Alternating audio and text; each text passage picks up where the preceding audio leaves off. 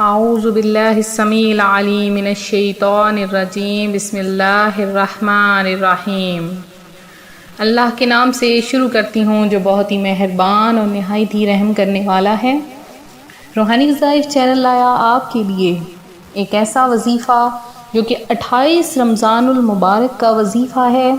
اس وظیفے کی برکت سے اللہ کی ذات آپ کو اتنا رزق عطا فرمائے گی کہ آپ کی عقل تک دنگ رہ جائے گی۔ آپ نے یہ عمل کرنا ہے، گھر کے چاروں کونوں پر 10 بار دم کرنا ہے۔ انشاءاللہ اگلے 7 دنوں میں آپ کا گھر دولت سے بھر جائے گا۔ تو ایک بار ضرور آزمائیں، اللہ کی ذات آپ کا رزق بڑھا دے گا، آپ کے رزق میں اضافہ کر دے گا۔ 28 رمضان المبارک کا یہ بہت ہی پاورفل عمل ہے۔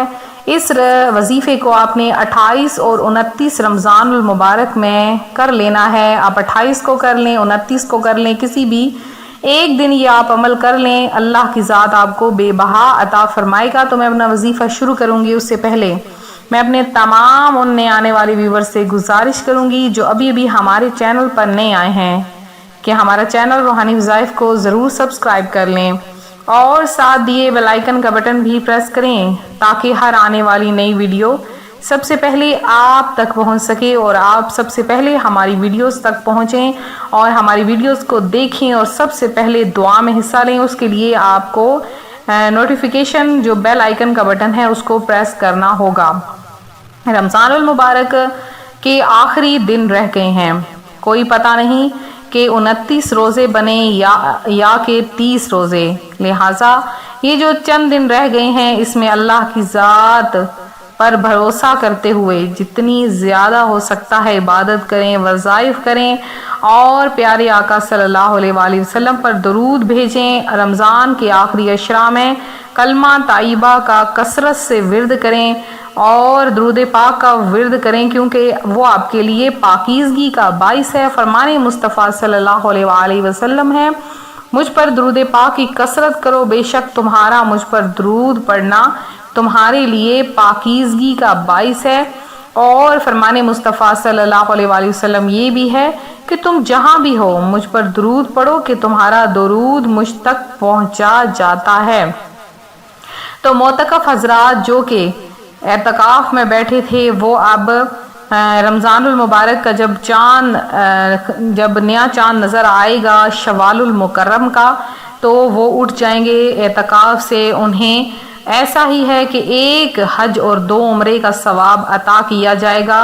تو یہ ثواب کوئی انسان عطا نہیں کر سکتا، یہ بس اللہ تبارک و تعالیٰ کی ذات عطا فرماتی ہے، لہٰذا اسی کے لیے مسجدوں میں بیٹھا جاتا ہے۔ لہٰذا مسجدیں تعمیر کروائیں گے تو آپ لوگوں کی نیکیاں بھی دن بدن بڑھتی ہی چلی جائیں گی، کیونکہ اس مسجد میں جتنے لوگ نمازی آئیں گے، بچے قرآن پاک پڑھیں گے، اس کے بعد ان تمام کا ثواب آپ کو عطا کیا جائے گا۔ تو یہ رمضان المبارک کے آخری لمحات آپ نے غفلت سے نہیں گزارنے ہیں۔ آپ نے رمضان المبارک میں وظائف کیے، آپ نے رمضان المبارک میں عبادات کی، اللہ تعالیٰ آپ کو ایک ایک چیز کا صلہ عطا فرمائے گا اور آپ کو دگنا کر کے عطا فرما دے گا۔ اب الوداع ماہ رمضان ہے تو الوداع ماہ رمضان میں خوب گریہ وزاری کریں اور رو رو کر ماہ رمضان کو رخصت کریں۔ جو رمضان المبارک کو رخصت کرتے ہوئے روتا ہے، اپنا منہ رونے جیسا بناتا ہے، ندامت کے اپنے گناہوں پر آنسو بہاتا ہے، تو اللہ تعالیٰ اس کے ان آنسوؤں کے بدلے میں اسے معاف فرما دیتا ہے۔ ماہ رمضان عبادت و ریاضات میں گزارنے کے بعد آخری رات وفات پانے والی ایک نیک بندی کی حکایت ملاحظہ فرمائیے اور اس میں اپنے لیے عبرت کے مدنی پھول تلاش کیجیے۔ چنانچہ حضرت سیدنا محمد بن ابو فرج فرماتے ہیں، مجھے ماہ رمضان المبارک میں ایک کنیز کی ضرورت پڑی جو ہمیں کھانا تیار کر دے۔ میں نے بازار میں ایک کنیز کو دیکھا، اس کا چہرہ زرد یعنی پیلا، بدن کمزور اور جلد خشک تھی۔ مجھے اس پر ترس آ گیا اور میں نے اسے اپنے گھر آنے کے لیے کہا برتن پکڑو، رمضان المبارک کی ضروری اشیاء کی خریداری کے لیے میرے ساتھ بازار چلو۔ وہ کہنے لگی، اے میرے آقا، میں تو ایسے لوگوں کے پاس تھی جن کا پورا زمانہ ہی گویا رمضان ہوا کرتا تھا، یعنی وہ لوگ رمضان المبارک کے فرض روزوں کے علاوہ نفل روزے بھی کثرت سے رکھتے اور دن رات عبادت میں مشغول رہا کرتے تھے۔ اس کی یہ بات سن کر میں نے یہ اندازہ لگایا کہ یہ ضرور اللہ کی نیک بندی ہوگی۔ ماشاء اللہ، ماہ رمضان میں وہ ساری رات عبادت کرتی رہی، اور جب آخری رات آئی تو میں نے اس سے کہا، عید کی ضروری اشیاء خریدنے کے لیے میرے ساتھ بازار چلو۔ وہ پوچھنے لگی، اے میرے آقا، عام لوگوں کی ضروریات خریدیں گے یا خاص لوگوں کی؟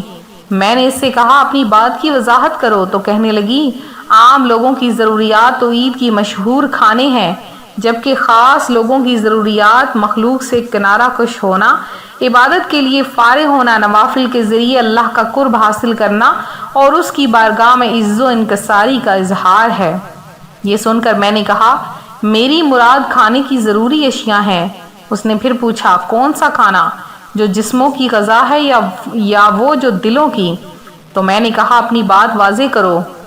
تو اس نے مجھے بتایا، جسموں کی غذا تو کھانا پینا ہے، جبکہ دلوں کی غذا گناہ چھوڑنا اور اپنے عیوب دور کرنا، محبوب کے دیدار سے لطف اندوز ہونا اور مقصود کے حصول یعنی مراد پوری ہونے پر راضی ہونا۔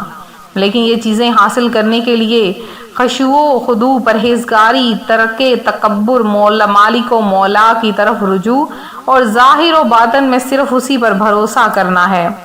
پھر وہ کنیز نماز کے لیے کھڑی ہو گئی۔ اس نے پہلی رکعت میں پوری سورۃ البقرہ پڑھی، پھر سورہ آل عمران شروع کر دی، پھر ایک سورت ختم کر کے دوسری سورت شروع کرتی رہی، یہاں تک کہ سورہ ابراہیم کی آیت نمبر 17 پر پہنچ گئی۔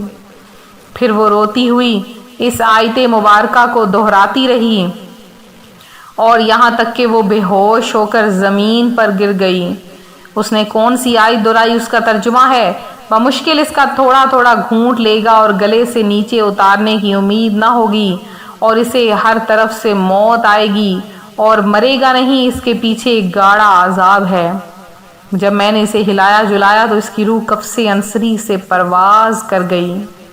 تو یہ تھے وہ اللہ کے نیک بندے جو رمضان المبارک کا احترام کرتے، اور کس قدر نیک تھے۔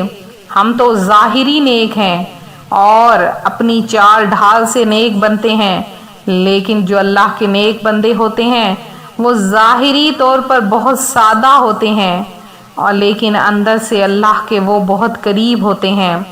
تو رمضان المبارک کے آخری دنوں میں الوداع پڑھنے سننے سے نیکیاں رہ جانے پر غم افسوس ہوتا ہے۔ الوداع سے سچی توبہ کی توفیق نصیب ہوتی ہے۔ الوداع کی برکت سے مسلمانوں کی ایک بڑی تعداد آئندہ نیکیاں کرنے کا پکا ارادہ کر لیتی ہے۔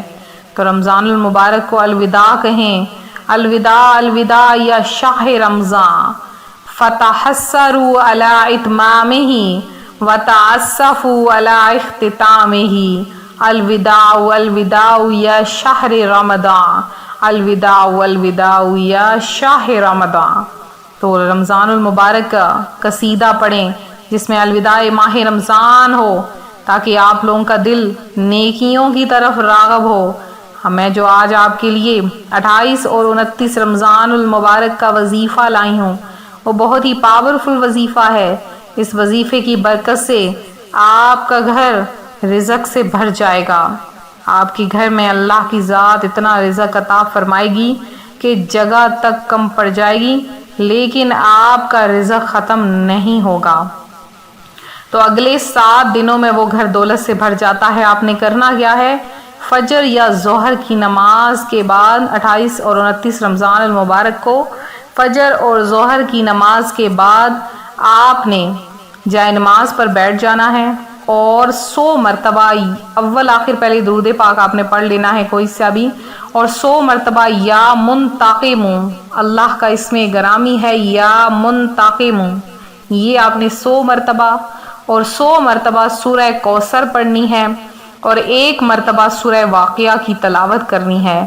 اور اس کے بعد آپ نے گھر کے چاروں کونوں پر 10 بار دم کرنا ہے، یعنی 1 بار پہلے چاروں کونوں پہ دم، پھر 2 بار، پھر 3، پھر 4، پھر 5، اسی طرح آپ نے 10 بار لگاتار دم کرتے جانا ہے۔ اگلے 7 دنوں میں آپ کا گھر دولت سے بھر جائے گا۔ ایسا آسان وظیفہ کہ غریب سے غریب آدمی مالدار بن جائے گا۔ بہت جلد کاروبار میں ترقی ہوگی اور اس کی حلال کہاں کہاں سے آئے گا کہ عقل دنگ رہ جائے گی۔ آپ نے یہ عمل ضرور کرنا ہے، اور عمل کے ساتھ ساتھ تمام روحانی وظائف کے ویور سبسکرائبر کو بھی دعاؤں میں یاد رکھنا ہے۔ تو ملتے ہیں اپنے اگلے وظیفے کے ساتھ۔ اپنی دعاؤں میں یاد رکھیں، اپنا خیال رکھیں۔ فی امان اللہ۔